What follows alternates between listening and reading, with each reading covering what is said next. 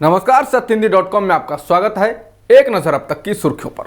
ममता बनर्जी पर कथित हमले के बाद आज पश्चिम बंगाल में टीएमसी कार्यकर्ताओं ने जोरदार प्रदर्शन किया। इस दौरान उन्होंने अलग अलग जिलों में रैली निकाली, टायर जलाए तो कई जगह बीजेपी के कार्यकर्ताओं से झड़प भी हुई। इसके बाद ममता बनर्जी ने अस्पताल से एक वीडियो संदेश जारी कर कार्यकर्ताओं से शांति बनाए रखने की अपील की है।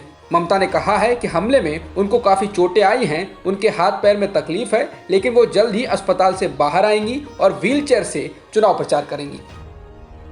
तृणमूल कांग्रेस ने ममता बनर्जी पर हमले को लेकर चुनाव आयोग पर निशाना साधा है और बीजेपी के नेताओं के निर्देश पर काम करने का भी आरोप लगाया है। आज टीएमसी नेताओं के प्रतिनिधिमंडल ने इस मामले को लेकर चुनाव आयोग के अधिकारियों से मुलाकात कर शिकायत दर्ज कराई और इस मामले में गहन जांच करने की मांग भी की है।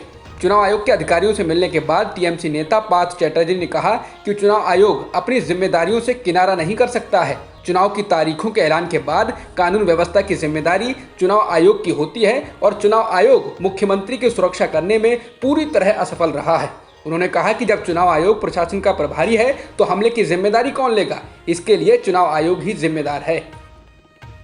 ममता बनर्जी पर हमले को लेकर आज डेरेक ओब्रायन की अगुवाई में तृणमूल कांग्रेस से एक प्रतिनिधिमंडल ने चुनाव आयोग के अधिकारियों से मुलाकात की और हमले की जांच कराने की मांग की है। इसके बाद डेरेक ओब्रायन ने इस हमले को लेकर बीजेपी को निशाने पर लिया। उन्होंने कहा कि 9 मार्च को चुनाव आयोग राज्य के पुलिस महानिदेशक को बदलता है। 10 मार्च को बीजेपी का सांसद सोशल मीडिया पर लिखता है कि आप समझ जाएंगे 5 बजे के बाद क्या होने वाला है और शाम को 6 बजे ममता बनर्जी पर हमला हो जाता है।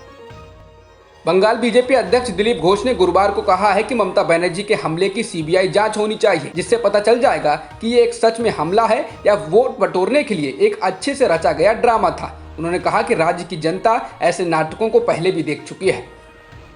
कृषि कानूनों के खिलाफ दिल्ली के बॉर्डर्स पर आंदोलन कर रहे किसानों ने 26 मार्च को भारत बंद का आह्वान किया है। कड़कड़ाती ठंड झेलने के बाद भयंकर गर्मी में धरने पर बैठे किसानों को 100 से ज्यादा दिन हो चुके हैं, लेकिन उनकी मांगों के बारे में अब तक सरकार ने कोई फैसला नहीं किया है।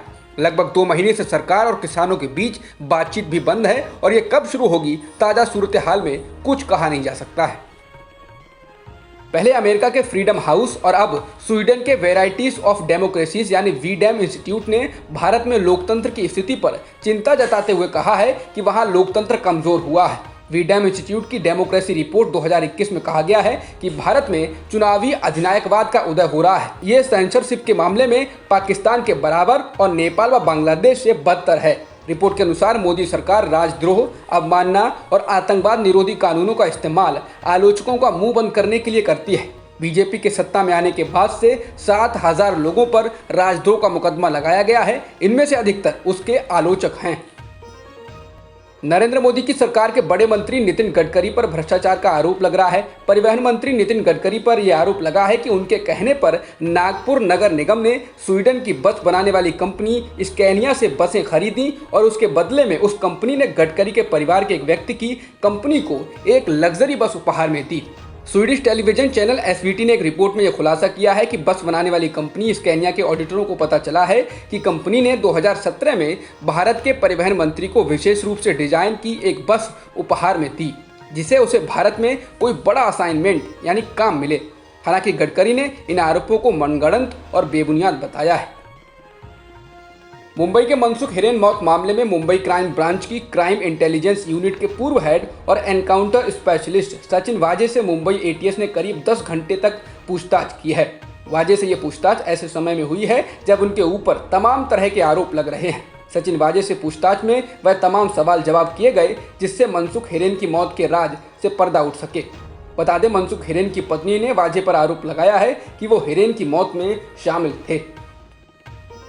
मुकेश अंबानी के घर के पास विस्फोटक सामग्री लदी हुई कार से जुड़े मामले के तार अब तिहाड़ जेल से जुड़ते दिख रहे हैं। दरअसल जैश उल हिंद के नाम से विस्फोटक सामग्री और कार की जिम्मेदारी लेने वाला जो मैसेज भेजा गया था उसे एक टेलीग्राम चैनल से भेजा गया था और उस टेलीग्राम चैनल को कथित तौर पर तिहाड़ जेल में बनाया गया था। एक निजी साइबर एजेंसी ने यह दावा किया है। एक सरकारी एजेंसी द्वारा इस मामले की पड़ताल करने के लिए संपर्क करने पर निजी एजेंसी ने इसकी जाँच की। फिलहाल इस मामले की जाँच NIA कर रही है।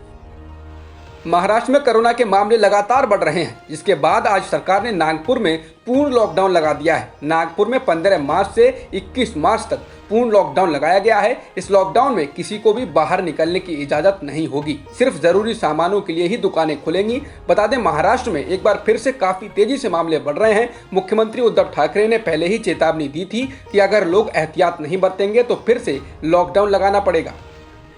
भारत में एक बार फिर कोरोना वायरस के मामलों में तेजी आ रही है। भारत में नए कोरोना केसों में 27% बढ़ोतरी देखी गई है। पिछले 24 घंटों में 22,854 कोरोना संक्रमण के नए मामले दर्ज किए गए हैं और 126 लोगों की जान भी गई है। इसके साथ ही देश में कुल संक्रमितों का आंकड़ा 1,12,85,000 के पार हो गया है और मृतकों की संख्या भी 1,58,000 से ज्यादा हो चुकी है।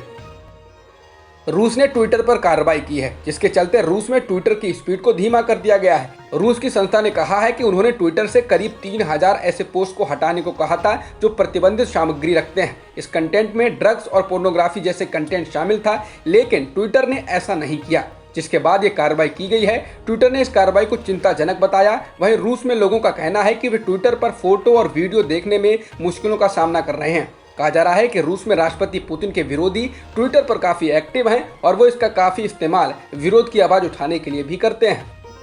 म्यांमार की सेना लगातार आंग सान सू की पर नए आरोप लगा रही है। अवैध तरीके से वॉकी टॉकी मंगवाने के आरोप के बाद अब सेना ने कहा है कि आंग सान सू की ने सरकार में रहते हुए अवैध तरीके से सोना और करोड़ों रुपए लिए हैं। वहीं आज सेना की गोलीबारी में 8 प्रदर्शनकारियों के मारे जाने की भी सूचना है। म्यांमार में सैन्य तख्तापलट के खिलाफ प्रदर्शन जारी है। अभी तक 60 प्रदर्शनकारियों के मारे जाने और 2000 से अधिक के हिरासत में लिए जाने की खबर है। पुलिस प्रदर्शनकारियों पर रबर बुलेट्स, आंसू गैस के गोलों के अलावा सीधे फायरिंग भी कर रही है। इस बीच अमेरिका ने म्यांमार की सेना प्रमुख के 2 बच्चों पर प्रतिबंध लगाया है। साथ ही उनके द्वारा नियंत्रण की जा रही 6 कंपनियों पर भी पाबंदी लगाई है। इसके अलावा यूके भी म्यांमार पर प्रतिबंध लगाने के बारे में विचार कर रहा है। वहीं संयुक्त राष्ट्र ने म्यांमार की सेना की कार्रवाई की कड़ी निंदा की है। अब तक की खबरों में इतना ही। बाकी खबरों के लिए बने रहिए सत्यहिंदी.com के साथ। सत्य हिंदी का ऐप डाउनलोड करें गूगल प्ले स्टोर पर।